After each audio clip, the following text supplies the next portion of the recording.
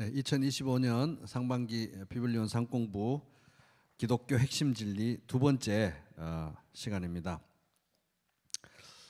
여러분 어떻게 OX 문제 어떠셨어요?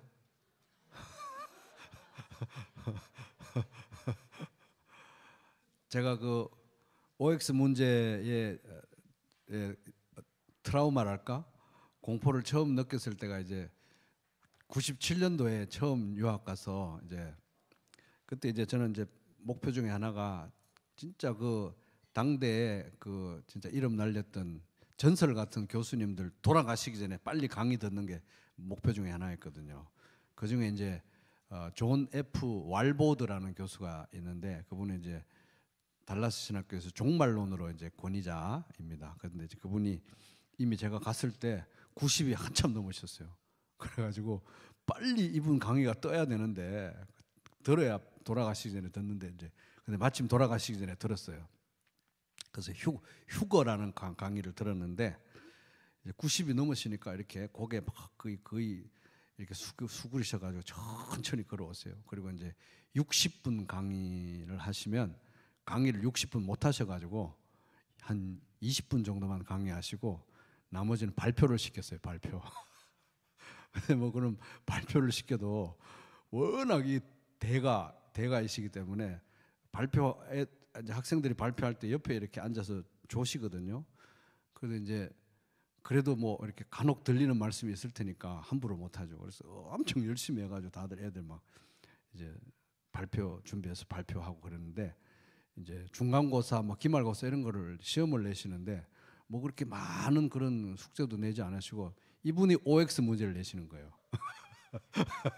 근데 이제 OX 문제를 내는데 찍어서 틀린 거는 2배로 점수를 감점을 하는 거예요. 우리는 안 그럽니다. 만약에 찍어가지고 틀리면 그 점수에 2배를 감점을 하는 거예요. 그래서 완전 그 시험 결과가 나왔을 때 거의 초상집 분위기가 됐다는 거 아닙니까? 그래서 OX 문제 틀리면은 굉장히 기분 나쁘구나. 이걸 그때 제가 처음 알았고 OX 문제가 참 간단한 게 아니구나. 근데 이제 생각을 하게 만드는 굉장히 좋은 장치라는 걸 또 알았습니다. 그래서 특별히 이제 이게 막 이단 사설이 많고 이런 가운데 우리가 똑바로 말씀과 진리 가운데 서야 되기 때문에 이렇게 누가 뭐 신천지나 이런 이단이 와서 여기 있는 대로 이렇게 OX 문제 있는 대로 쭉 읽었는데 네 맞아요 대충 듣고 그죠 네 이렇게 하면 안 된다는 겁니다. 이제 OX 문제를 풀면서 예리한 말씀의 검을 우리가 갖도록 훈련하게 되기 바랍니다. 오늘은 두 번째 시간 하나님은 어떤 분인가 이제 하는 겁니다. 이제 성경의 권위에 대해서 이제 증거하는 최고의 증거가 성경 자체가 성경의 권위를 증거하듯이 하나님은 어떤 분인가에 대해서도 하나님 자신이 증거해야 그게 최고의 권위를 가진 증거입니다. 만약에 하나님에 대해서 우리가 알게 될 때 하나님이 아닌 다른 어떤 인간의 어떤 지식으로 또 생각으로 하나님에 대해서 알고 가르치고 규정할 수 있다면 이미 하나님은 하나님이 아닌 거죠. 우리가 우리 마음대로 알아내고 규정할 수 있는 분이 되니까. 그래서 이제 우리는 하나님에 대해서 알려면 하나님이 하나님 자신에 대해서 어떻게 말씀하고 계신가를 알아야 되는데 그 내용이 성경에 기록이 되어 있다는 것입니다. 왜? 하나님 말씀이니까. 그래서 이제 일단 첫 번째 문제는 하나님의 존재에 대해서 이제 하나님이 존재하신다. 하나님의 존재에 대해서 생각해 보겠습니다. 그래서 이제 이 책에서 첫 번째로 이제 얘기하고 있는 것은 모든 세상 사람들에게는 그가 아무리 악한 사람이라 할지라도 근본적으로 인간에게는 하나님이 존재하고 계신다. 그리고 내가 하나님의 피조물이고 하나님이 나의 창조주라고 하는 것에 대한 어렴풋한 인식, 이제 이것을 이제 칼빈은 신성에 대한 의식 따라볼게요. 신성에 대한 의식. 이런 내적 의식이 이제 기본적으로 내재되어 있다 이렇게 말합니다. 그런 걸 보여주는 중요한 말씀이 로마서 1장 19절 하나님을 알만한 일이 사람에게 환히 드러나 있습니다. 하나님께서 그것을 환히 드러내 주셨습니다. 이 세상 창조 때로부터 하나님의 보이지 않는 속성 곧 그분의 영원하신 능력과 신성은 사람이 그 지으신 만물을 보고서 깨닫게 되어 있습니다. 그러므로 사람들은 핑계를 댈 수가 없습니다. 사람들은 하나님을 알면서도 하나님을 하나님으로 영화롭게 해드리거나 감사드리기는커녕 오히려 생각이 허망해져서 그들의 지각 없는 마음이 어두워졌습니다. 그래서 교회를 안 다녀도 그냥 아무리 악한 인간이라도 하나님이 있다는 것을 이제 기본적으로 어렴풋하게나마 의식할 수밖에 없도록 신성에 대한 의식이 인간에게는 있다 하는 겁니다. 그리고 이제 하나님의 존재에 대해서는 성경 전체가 하나님의 존재를 증거합니다. 창세기 1장 1절 태초에 하나님이 천지를 창조하시느라. 그래서 성경은 첫 줄부터 첫 문장부터 하나님의 존재를 전제하고 시작하고 전체가 하나님의 존재에 대해서 그 어떤 곳에서보다 강력하게 증거하고 있습니다. 그래서 성경은 하나님 말씀이기 때문에 하나님의 존재에 대해서도 우리에게 가르쳐 줄 뿐만 아니라 그 하나님이 어떤 분인가에 대해서도 풍성하게 가르쳐 주고 있다. 그래서 하나님의 존재에 대해서 이제 생각할 때 첫째는 우리 안에 하나님의 존재에 대한 어떤 내적 인식이 존재하고, 둘째는 성경 자체가 하나님의 존재를 증거하고, 셋째는 자연 만물도 하나님의 존재를 증거하고 있다는 것입니다.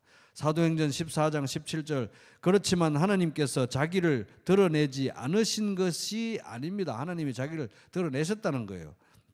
곧 하늘에서 비를 내려주시고 철을 따라 열매를 맺게 하시고 먹을거리를 주셔서 여러분의 마음을 기쁨으로 가득 채워주셨습니다. 이제 그 내용이 아까 로마서 1장 20절 창세로부터 그의 보이지 아니하는 것들 곧 그의 영원하신 능력과 신성이 그가 만드신 만물에 분명히 보여 알려졌나니 그러므로 그들이 핑계하지 못할 것이니라. 그래서 이 하나님의 존재에 대한 우리의 믿음은 뭐 옛날에 막 그런 거 있잖아요. 그냥 믿는 거야 일단. 그렇게 말하는 건데 그게 이제 반드시 맞는 말은 아닙니다. 이제 왜냐하면 하나님의 존재에 대한 믿음은 아무 증거도 없이 그냥 맹목적으로 믿는 맹신이 아니라는 거예요. 확실한 증거에 바탕을 둔 믿음이다. 그럼 그 확실한 증거가 뭐냐? 성경과 자연 만물이라는 거예요. 성경과 자연 만물. 말씀과 자연 만물을 통해서 하나님의 존재가 확실하게 나타나 있다. 증거되어 있다. 그리고 우리 내면에 신성에 대한 의식 자체가 내재되어 있다. 그래서 사실은 하나님이 보여주신 증거에 기반하는 믿음이다 하는 겁니다. 그러면 안 믿는 사람들은 뭐냐? 안 믿는 사람들의 불신이 이러한 증거의 신빙성을 떨어뜨리는 게 아니라 그들은 안 믿는 사람들은 이 하나님이 분명히 보여주신 증거를 부정하고 자기 안에 있는 내적 인식을 억누르고 그 다음에 왜곡되게 잘못 해석할 뿐이다 하는 겁니다.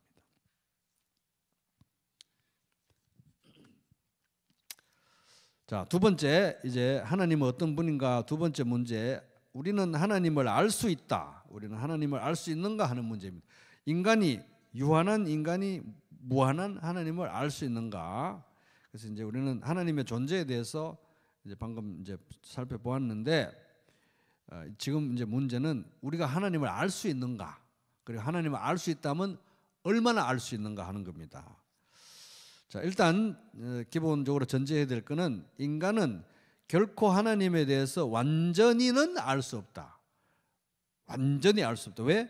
하나님은 무한하신데 우리는 유한하기 때문에 나는 하나님에 대해서 다 알아 이러는 존재는 없다는 거예요. 그럴 수는 없다는 것입니다. 영원히 그럴 수 없다는 것입니다. 시편 145편 3절 여호와는 위대하시니 크게 찬양할 것이라 그의 위대하심을 청량하지 못하리로다. 시편 139편 6절 이 지식이 내게 너무 기이하니 하나님을 아는 지식이 내게 너무 기이하니 높아서 내가 능히 미치지 못하나이다. 근데 여러분 잘 들어보세요. 자, 하나님 우리가 완전히는 알 수 없죠. 너무 높으시고 무한하신 분이기 때문에. 그런데 우리는 하나님을 따라볼게요. 인격적으로 알 수 있다는 거예요. 인격적으로. 그러니까 우리가 예를 들어서 어떤 뭐 요즘 뭐 덕질 뭐 이런 얘기 하잖아요. 이렇게 덕후 그래가지고 막 유명 연예인을 막 너무너무 좋아해가지고 그 사람이 밥을 몇 시에 먹는지 몇 시에 자는지 이런 것까지 다 막 조사해가지고 그에 대해서는 그 사람보다 더 많이 알아요. 내가 너무 좋아해가지고. 그건 이제 그냥 지적인 지식이죠. 그죠? 근데 그러면 그 사람 전화번호 있니? 서로 전화하는 사이야? 그건 아니라는 거예요. 개인적으로 아는 건 아니죠. 인격적으로 아는 건 아니죠. 지식적으로 잡다하게 아는 거지 인격적으로 아는 건 아니라는 겁니다. 마찬가지로 우리가 하나님을 완전히 알 수는 없지만 영원히 완전히 알 수 없죠. 어떻게 우리가 유한한 피조물이 무한하신 하나님을 난 다 이렇게 할 수 없죠. 그렇지만 우리는 하나님을 인격적으로 알 수 있다 하는 거예요. 인격적으로. 그래서 마치 부부가 서로를 다 알 수 없지만 인격적으로 서로를 아는 것과 같이 그런 관계를 갖는 것처럼 그렇게 우리가 하나님을 안다는 거예요. 그래서 영생은 그러니까 예수님께서 말씀하시기를 요한복음 17장 3절 영생은 곧 유일하신 참 하나님과 그가 보내신 자 예수 그리스도를 아는 것이니다. 이 아는 것이라는 것은 백과사전적으로 뭐 하나도 모르는 것이 다 안다는 뜻이 아니라 관계적으로 친밀함 가운데 안다는 것입니다. 관계적인 알을 얘기하는 겁니다. 그래서 우리가 하나님께 이제 예수 그리스도를 믿고 구원받아서 하나님께 받는 가장 큰 복은 성삼위일체 성부 성자 성령 하나님을 아는 것이 가장 큰 복이라는 거예요. 아는 것이 가장 큰 복이다. 그래서 요한복음 10장 10절 도둑이 오는 것은 도둑질하고 죽이고 멸망시키려는 것뿐이요 내가 온 것은 양으로 생명을 얻게 하고 더 풍성히 얻게 하려는 것이다. 그래서 아까 영생은 삼위일체 하나님을 아는 것이 영생인데 예수님은 우리에게 생명을 주시고 더 풍성히 누리게 하기를 원하시니까 그 풍성히 누리는 방식이 뭡니까? 하나님을 더 깊이 알아가는 거죠. 인격적으로 우리가 알지만 거기서 멈추지 않고 계속해서 하나님을 더 알아가는 거예요. 예수님을 더 알아가는 게 우리의 영생의 핵심이다 하는 겁니다. 그래서 우리는 하나님을 아는 지식, 그리스도를 아는 지식에서 자라가야 된다. 왜? 영생을 누리기 위해서, 영생을 살기 위해서. 그게 생명의 가장 중요한 부분이기 때문에 그렇습니다. 이제 지금부터 이어지는 내용은 그러면 이제 우리가 하나님을 알아가야 되는데 하나님을 알 수 있고 하나님을 더 알아가야 되는데 성경 말씀으로부터 이제 하나님의 속성, 하나님은 어떤 속성을 가지고 계신 분인가에 대한 내용입니다. 그래서 오늘 이과가 다른 과보다 한 2.5배 정도 양이 많아요. 그래서 이과는 두 번으로 나눠서 수업하기로 합니다. 다른 짧은 과는 좀 합쳐서 하기로 하고. 그래서 이제 지금부터 이어지는 내용은 하나님은 어떤 속성을 가지고 계신 분인가 이제 이런 내용을 이제 살펴보겠습니다.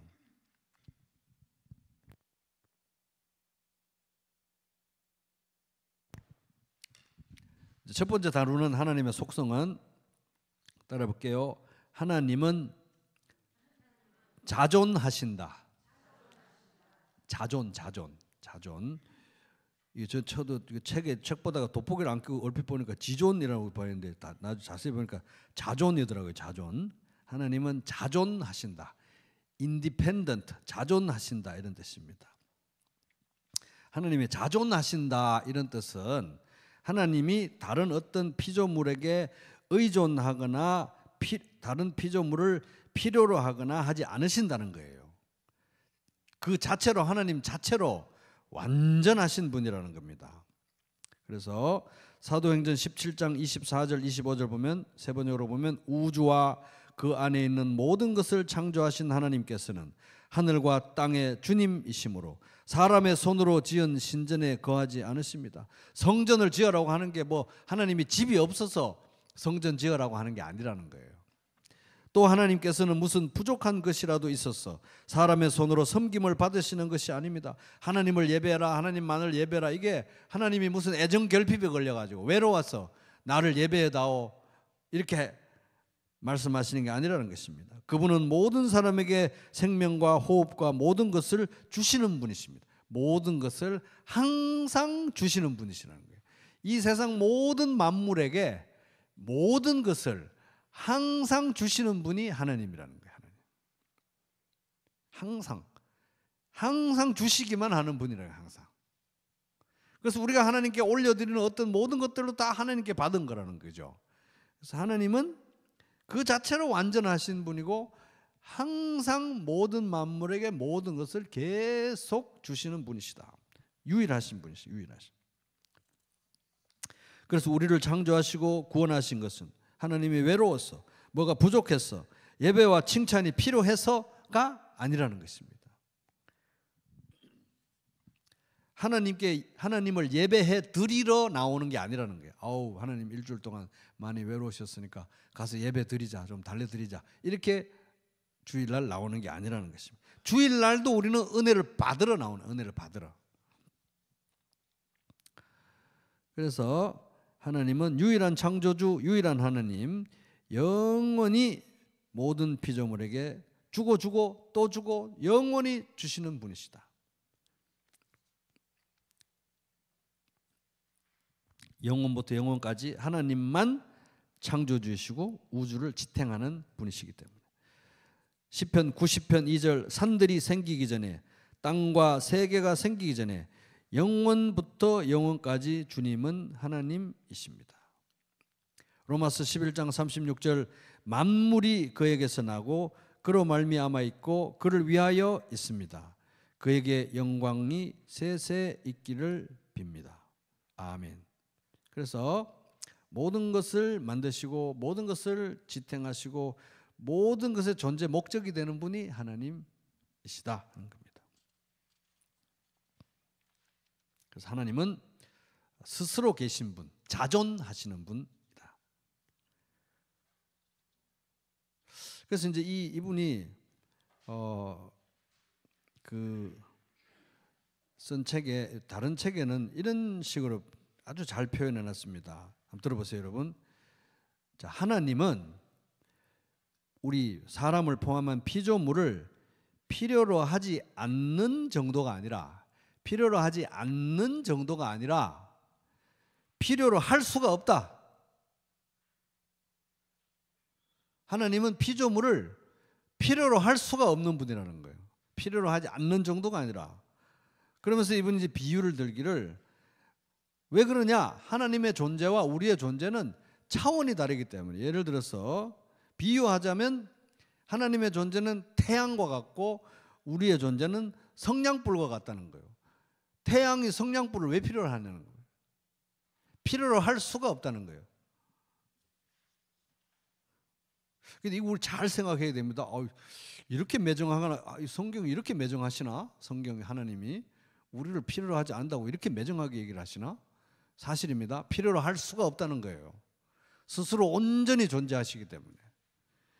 태양이 성냥불을 필요로 하지 않고 바다와 빗방울의 관계가 같다는 거예요. 바다가 빗방울을 왜 필요로 하나요? 그리고 북극의 빙하와 눈송이 하나, 이 정도도 사실 부족할 정도의 그런 관계 가운데 있기 때문에 하나님이 우리가 필요해서 만들지 않았다는 거예요.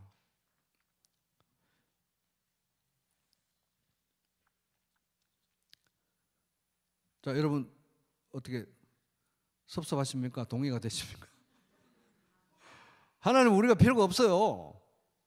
그 자체로 온전하신 분이기 때문에 필요로 할 수가 불가능하다. 필요로 하는 게 불가능하다는 거예요. 그럼에도 불구하고 하나님은 피조물 가운데, 특별히 우리 사람들 가운데서 영광을 받으시기로 작정하시고 선택하셨다. 모든 일을 그의 뜻의 결정대로 일하시는 이의 계획을 따라 우리가 예정을 입어 그 안에서 기업이 되었으니. 이는 그리스도 안에서 먼저 소망을 가진 우리가 그의 영광에 찬송이 되게 하려 하시며, 이렇게 하나님이 작정하시고 계획하신 거예요. 의도적으로 계획하신 것이지, 필요해서 나는 나를 예배하는 이 사람들이 필요해서 막 만들고 구원하고 그런 거 아니라는 거예요. 우리가 하나님이 필요하지, 하나님이 우리를 필요하지 않는다는 것입니다.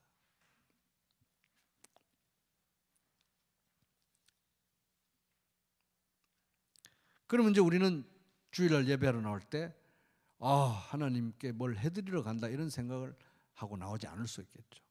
전적으로 이 피곤하고 고단하고 비참한 인생이 하나님 없으면 한시도 살 수 없는 인생이 오늘도 전적인 은혜를 받아 누리러 나오는 것입니다.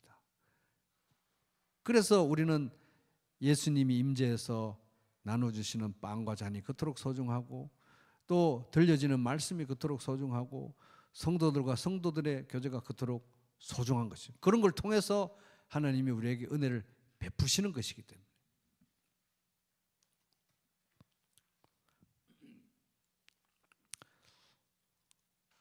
그래서 하나님이 우리를 사랑하신다, 하나님이 우리를 구원하신다, 그것은 하나님이 우리를 필요로 해서 그런다 이게 아니라는 거예요. 필요가 없음에도 불구하고 우리를 사랑하시고 우리 가운데 영광 받으시기로 하나님이 선택하시고 작정하신 것이지, 필요하기 때문에 우리를 사랑하고 선택하고 뭐 필요하기 때문에 구원하고 이게 아니라는 거예요. 네, 그다음 하나님은 따라 볼게요. 하나님은 변하지 않으신다. 시작. 이제 지금 우리는 하나님의 속성을 공부하고 있습니다. 이제 이런 거 공부해 놓으면은 나중에 이제 전체적으로 뭐 구약 성경 어디나 이렇게 구석구석의 성경을 읽으면서 이런 건강한 이 성경 진리의 틀 안에서 읽어야지 성경을 잘못대로 자의적으로 이렇게 해석하지 않을 수 있는 그런 오류에 빠지지 않을 수 있도록 이런 것들이 가르쳐 줍니다. 하나님은 변하지 않으십니다. 하나님은 존재와 속성과 목적과 약속에 있어서 변하지 않는다는 거예요. 하나님은 무한하고 영원한 존재였다가 아니었다가, 하나님은 사랑이시다가 아니었다가, 하나님은 뭐 인간을 구원하시기로 했다가 안 했다가, 하나님은 약속을 했다가 안 지켰다, 이런 분이 아니라는 거예요. 안 변한다는 거예요. 안 변한다는 겁니다. 시편 102편 26, 27 하늘과 땅은 모두 사라지더라도 주님만은 그대로 계십니다. 그것들은 모두 옷처럼 낡겠지만 주님은 옷을 갈아입듯이 그것들을 바꾸실 것이니 그것들은 다만 지나가 버리는 것일 뿐입니다.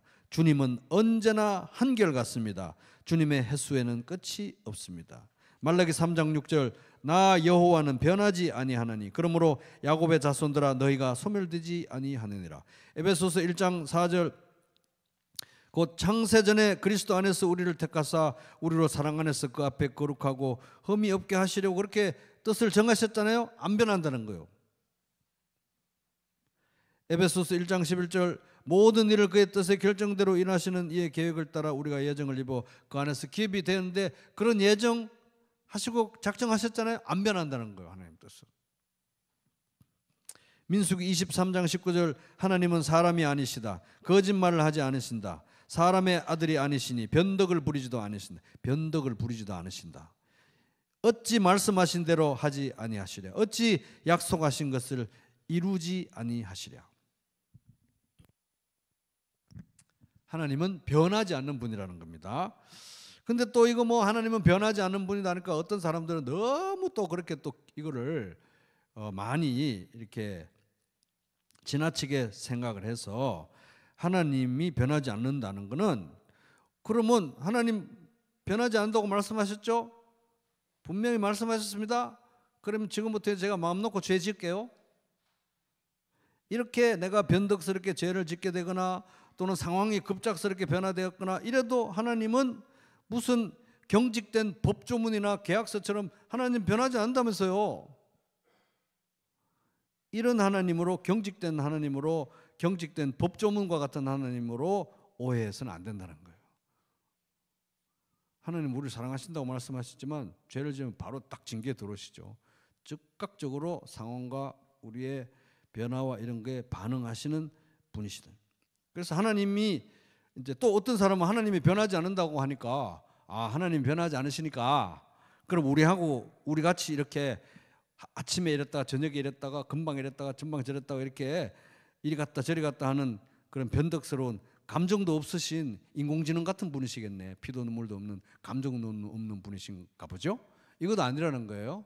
그래서 성경에 보면 하나님은 기뻐하시고 슬퍼하시고 근심하시고 분노하십니다. 우리가 가진 모든 감정은 다 사실 그 기원이 하나님께로, 우리를 지으신 하나님께로부터인 것입니다. 다만 그렇지만 하나님은 죄가 없으시죠. 하나님이 변하지 않는 분이라는 것은 진짜 중요합니다. 여러분, 하나님이 변하지 않는 분이라는 거 여러분 꼭 믿으시기 바랍니다. 우리는 너무 잘 변하잖아요. 그래서 내 마음 짚어 남의 마음이라고, 내가 너무 잘 변하니까 변했죠. 이렇게 서로에 대해서도 계속 저 사람이 마음이 변했나 안 변했나 이렇게 하고, 집에서도 제가 또 변했나 안 변했나 서로 이렇게 왜 내가 자꾸 변하니까, 내가 아침적으로 변하니까, 부부끼리도 또 변했나, 어제는 그러더니 오늘 또 변했네, 계속 이렇게 서로가 변했는지 안 했는지 계속 확인해야 되는 그런 존재가 아니라는 거예요. 하나님은 안 변한다는 겁니다, 여러분. 하나님이 변하지 않는다는 거 여러분 꼭 믿으시기 바랍니다. 이거 진짜 중요합니다. 이거 꿈에서라도 하나님이 변한다고 생각하면 안 돼요. 자꾸 이렇게 나도 모르게 하나님을 변하는 분인 것처럼 자꾸 이렇게 오해를 하면 안 된다는 것입니다. 근데 자꾸 그렇게 돼요. 사실 우리 자신이 너무 변하고 변덕스럽기 때문에 나도 모르게 자꾸 하나님이 변하는 분인 것처럼 저 밑에 막연하게 그렇게 생각할 때가 있어요. 근데 하나님 절대 변하는 분이 아니십니다. 왜 이렇게 이 변하지 않는다는 게 왜 이렇게 중요한가? 만약 하나님이 변하는 분이잖아요, 진짜 이랬다 저랬다 변하는 분이잖아요. 그러면 오직 믿음으로 구원 받는다는 거 없어요, 사실은. 그런 분을 어떻게 믿고 구원을 받습니까? 그죠? 하나님이 변하는 분이면 우리가 믿음으로 구원 받는다는 거, 믿음으로 구원 받아 가지고 영원히 한결같이 오직 믿음으로 오직 은혜로 하나님의 은혜 가운데 붙들려 있는다는 이런 개념 자체가 성립이 안 됩니다. 뭘 믿고 어떻게 믿을 수 있습니까? 그래서 하나님이 변하지 않는다는 건 우리 신앙의 거의 기초와 같아요.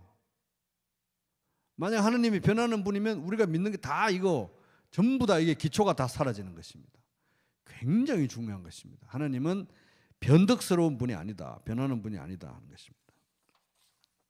예수 그리스도께서는 어제나 오늘이나 영원히 한결같은 분이십니다. 히브리서 13장 8절. 우리가 오직 믿음으로 구원받고 오직 믿음으로 영원히 이 은혜 가운데 거할 수 있는 이유는 하나님이 또 하나님의 은혜가 한결같기 때문에 그렇습니다.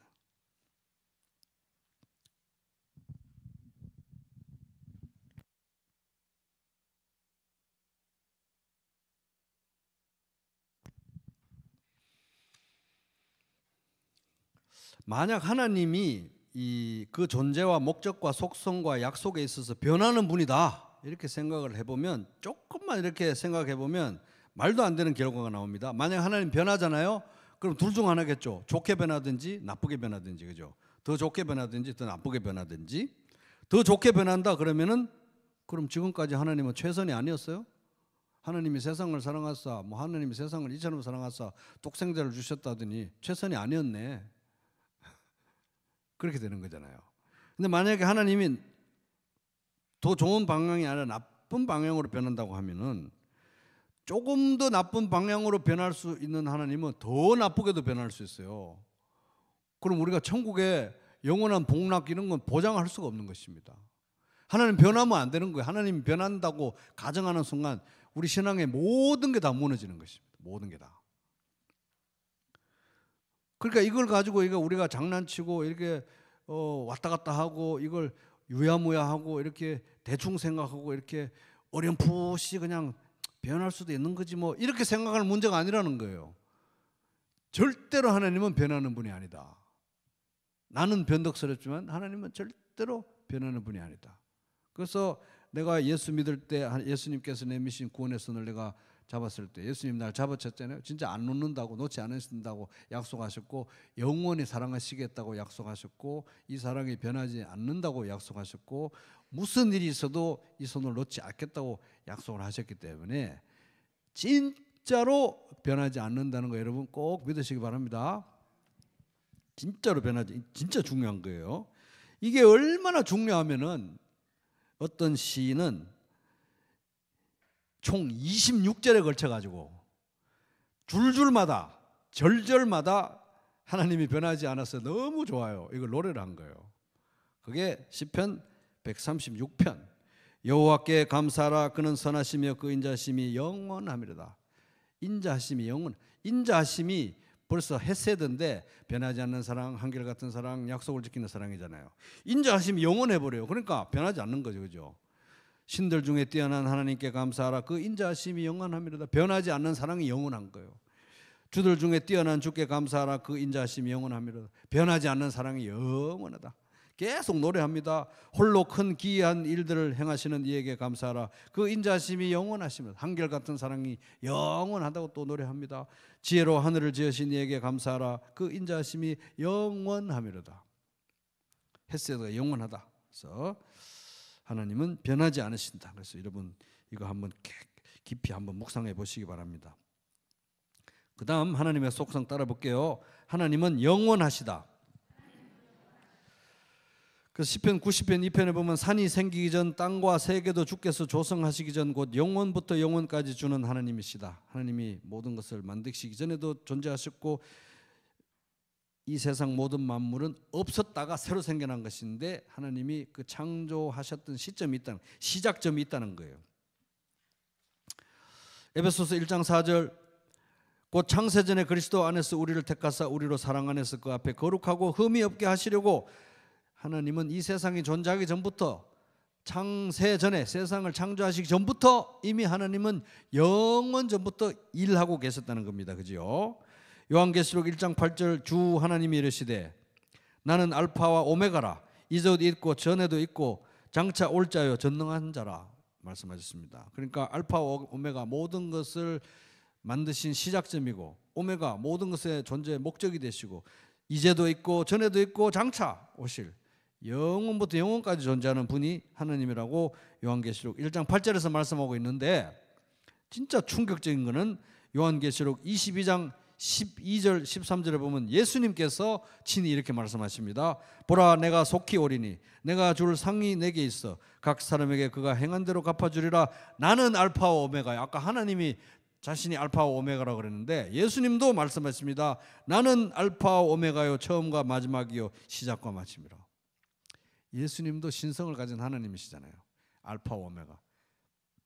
영원부터 영원까지 존재하시는 영원하신 하나님이시다. 그게 이제 가장 잘 나타나 있는 게 요한복음 1장입니다. 태초에 말씀이 계시느라 이 말씀이 하나님과 함께 계셨으니 이 말씀은 곧 하나님이시라. 이 말씀이 누구냐? 예수님인 거예요. 그가 태초에 하나님과 함께 계셨고 영원 전부터 그 다음에 만물이 그로 말미암아 지은 바 되었으니 지은 것이 하나도 그가 없이는 된 것이 없느니라. 그래서 창세기 1장 1절에 보면 태초에 하나님이 천지를 창조하셨다고 했는데 그때 창조하실 때 하나님 아버지가 창조하실 때 성자 하나님 예수 그리스도를 통해서 모든 만물을 창조하셨다는 거예요. 그 안에 생명이 있었으니 이 생명은 하나 사람들의 빛이라. 빛이 어둠에 빛이 돼 어둠이 깨닫지 못하더라. 그래서 하나님은 영원하신 분이시다. 그래서 이제 이 책에 보면 하나님은 시간을 창조하시고 다스리는 분으로서 시간을 자신의 뜻하신 바를 위해서 사용하신다. 그래서 하나님은 시간도 창조하셨어요. 시간도. 그래서 영원 전에 시간이 있었던 건 아니고 태초에 하나님이 천지를 창조하시느라 그때 시간도 창조하셨던 것입니다. 시간도. 시공간을 창조하신 거예요. 시공간을. 시간과 공간을 함께 창조하신 것입니다. 그 전에는 시간이 없었던 거죠. 그죠? 영원 전에는. 태초에 천지를 창조하시느라 전에는 시간이 없었던 거예요. 그런데 태초에 하나님이 천지를 창조하실 때 시간과 공간을 함께 창조하셨다. 요한계시록 10장 6절 세세토록 살아계신 이 근데 이제 이런 얘기들 많이 합니다. 천국 가면 시간이 이제 더 이상 없을 거라고 뭐 그런 얘기 혹시 들어보셨어요? 그런 얘기 어디서 들어보셨죠? 그게 오해가 어디서 기인했냐고 하면 요한계시록 10장 6절 이게 이제 사실 우리 개역 개정으로 읽으면 세세토록 살아계시니 곧 하늘과 그 가운데 있는 물건이며 땅과 그 가운데 있는 물건이며 바다와 그 가운데 있는 물건을 창조하신 이를 가리켜 맹세하여 이르되 지체하지 아니하리니 심판을 지체하지 않을 것이다. 곧 이제 심판이 끝날 것이다. 지체하지 아니하리니 이런 표현이 나오는데 요 지체하지 아니하리니 이거를 갖다가 옛날에 그 흠정역이라고 킹 제임스 버전이라고 영어 성경이 있는데 몇백 년 전에 번역한 그 오래된 그 흠정역에서 이거를 오역을 한 거예요. 그래서 지체하지 아니하리니를 뭐라고 번역했냐면 시간이 더 이상 없을 것이다 이렇게 번역한 거예요. 그래서 그렇게 번역을 해놓으니까 많은 사람들이 킹 제임스를 읽고 오해를 해서 천국 가면 시간이 없겠구나. 아닙니다. 천지를 창조하시기 전에는 시간이 없었죠. 하나님만 존재했으니까. 근데 피조물들에게 시간이 필요한 거예요. 근데 하나님이 창조하신 이후로 이제 우리가 예수 믿고 구원받고 영원히 하나님과 함께 하는데 거기에는 영원한 시간이 우리에게 있는 거예요. 물론 하나님은 시공간을 초월하신 분이지만 우리에게는 시간이 있다는 거예요. 시간이. 그래서 그 힌트가 뭐냐 하면 요한계시록 22장 2절 길 가운데로 그러더라 강 좌우에 생명나무가 있어 12가지 열매를 맺되 달마다 그 열매를 맺고 그 나무 잎사귀들은 만골 치료하기 위하여 있더라. 시간의 개념이 요한계시록의 영원한 시간 속에 나오는 겁니다.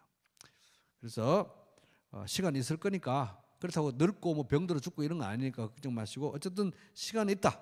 근데 태초에 천지를 창조하기 전에는 시간이 없었는데 이제 장차 영원한 천국에서는 영원한 시간이 우리에게 있다. 하나님은 시간을 초월해 계시지만 자, 그 다음 하나님의 속성 따라 볼게요. 하나님은 어디에나 계신다. 시작.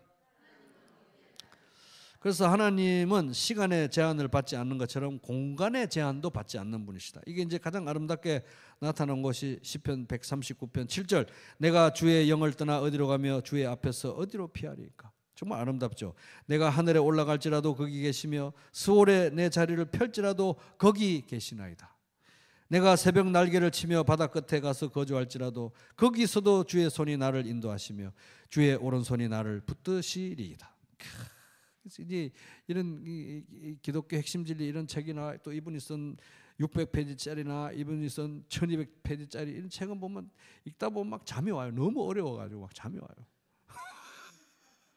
너무 난해. 근데 여기 있는 그 어떤 내용보다 심오하고 또 깊고 예수 그리스도 중심의 아름다운 내용들이 이 어마어마한 방대한 이 신학적 지식이 시와 노래로 시편에 들어있다고 생각하니까 너무 신기하지 않습니까? 시편만 잘 읽어도 이런 데 들어있는 거 다 여기 들어있는 거예요. 그러니까 이 성경이 얼마나 놀랍습니까? 어려운 말로 안 하죠. 시와 노래로 기억하기 쉽게 이런 방대한 사상들이 거기 다 녹아져 있는데 또 우리는 또 그 시를 보면 또 이해를 못해가지고 이런 책을 또 읽어야 돼요 또. 근데 이걸 또 보고 또 시를 보고 읽고 또 노래하고 그러는 거예요 이제.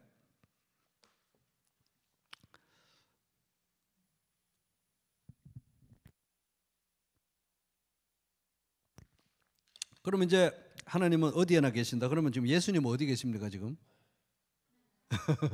네, 하늘에 오르사 전능하신 하나님 우편에 앉아 계시. 지금 하나님 우편에 계시죠. 그러면 이제 사람들이 의문이 생깁니다.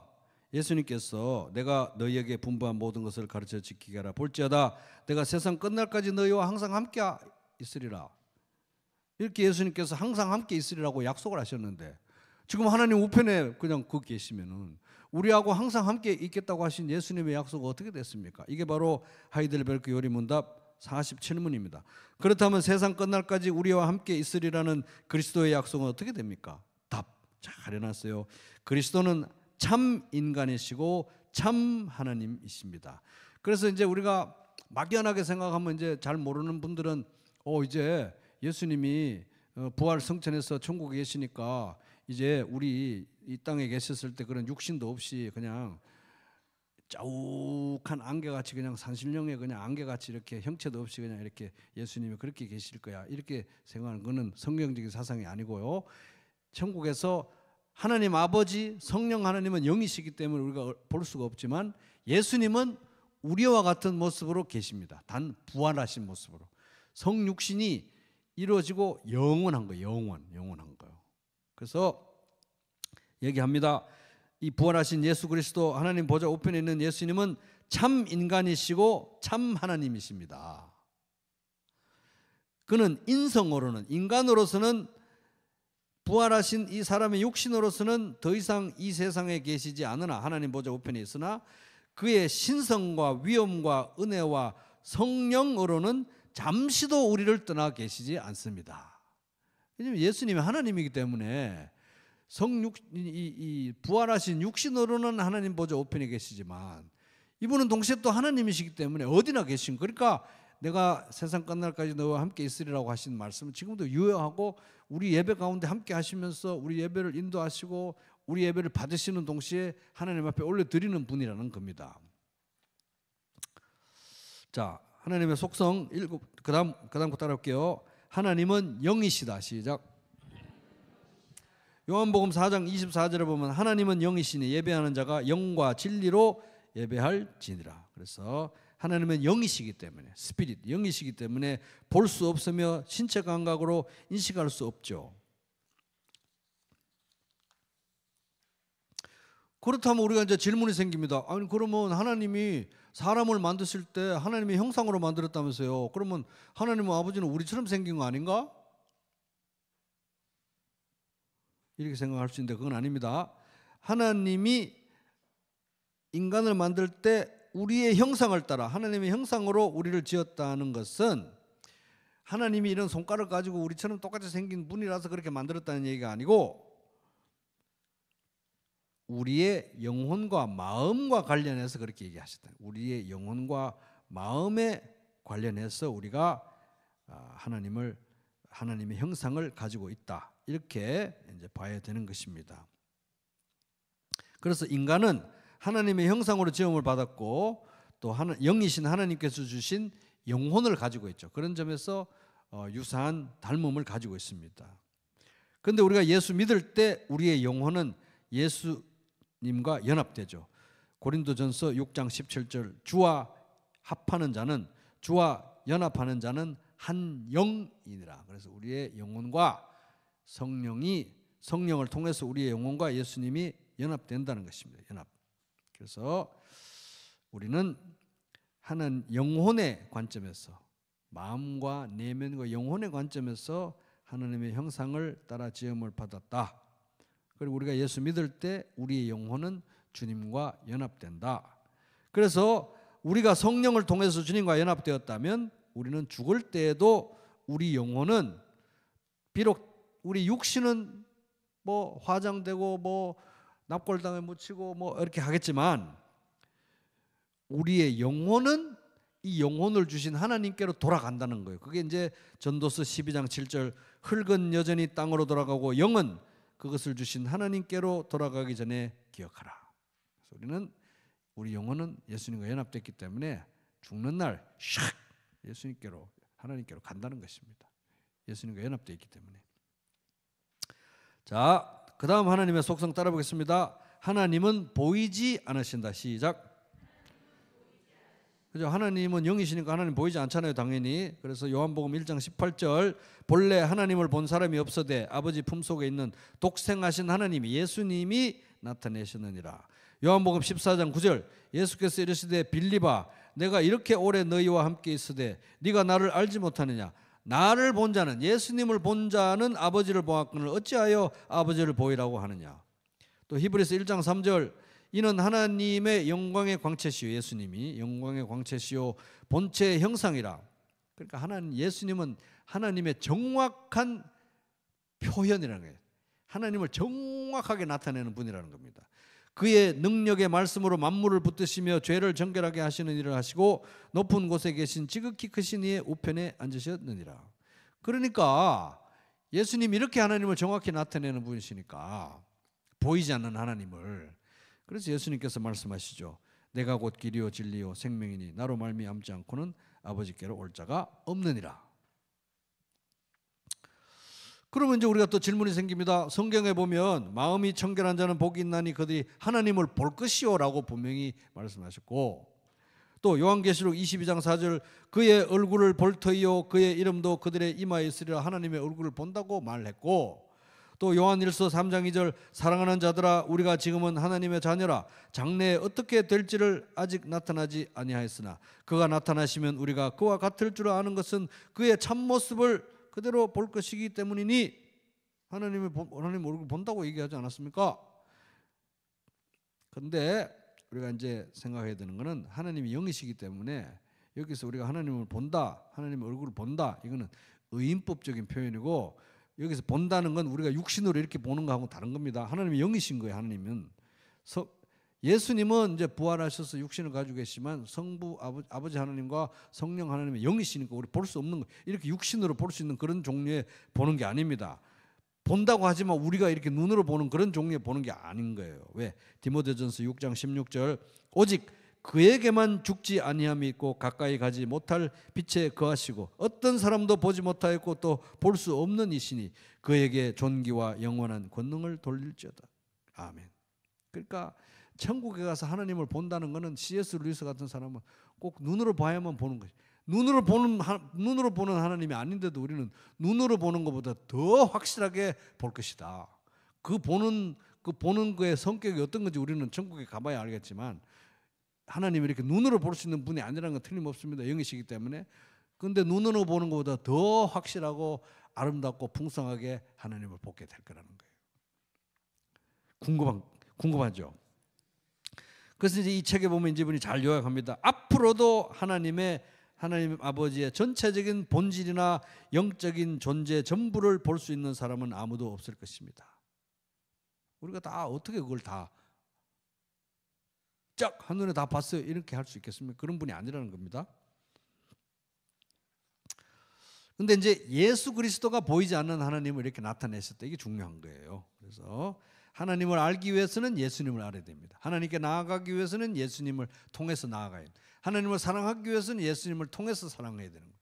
항상 언제나 영원히 예수님은 우리의 대언자가 되시고 예수님은 하나님과 우리 사이의 중보자가 되십니다. 천국 가니까 나도 이제 천국 왔으니까요. 하나님 천국 도착했는데 이제 나도 이제 군번이 지금 그런 군번이 아닙니다. 거추장스럽게 예수님 통해서 말고 나 다이렉트로 예수님 필요 없고 하나님 예수님 필요 없이 하나님하고 상대할래요. 이런 건 없다는 거예요. 예수 그리스도와 우리가 연합했고 예수 그리스도는 우리의 머리고 예수님 우리의 신랑이고 우리는 예수님의 신부고 영원히 예수님과 함께하고 영원히 예수님은 예수님의 이름으로 기도하는 겁니다. 영원히 예수님 이름으로 기도하는 겁니다.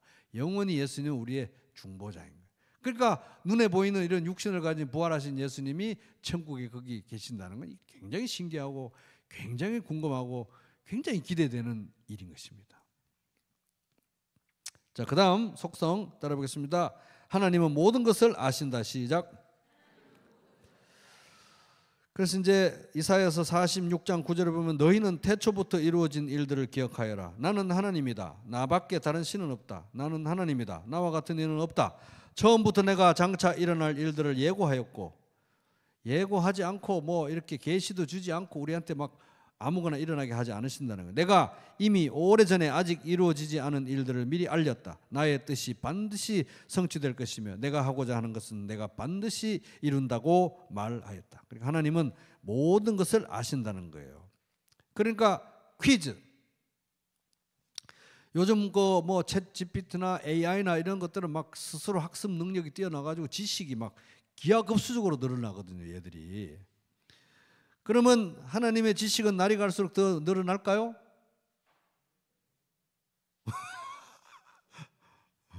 하나님의 지식도 날이 갈수록 막 더 늘어나겠죠? 하나님의 지식은 그렇지 않습니다. 왜? 이미 무한되기 때문에. 하나님은 모든 것을 아시기 때문에 하나님의 지식은 늘어나지도 줄어들지도 않아요. 왜? 이미 무한되기 때문에. 영원히 그렇습니다. 처음부터 끝까지. 그러므로 하나님의 지식은 늘어나지도 줄어들지도 않습니다. 모든 것을 아시기 때문에. 그러니까 하나님이 이걸 알겠어? 하나님이 내 사정을 알겠어? 하나님이 이것까지 알까? 라고 하나님의 지식은 하나님은 모든 걸 다 아시는 분인데 그 정도까지는 모르실 걸 하는 그런 생각이 우리 마음에 일어날 때가 있습니다. 그런 의심이. 그렇게 생각하는 거는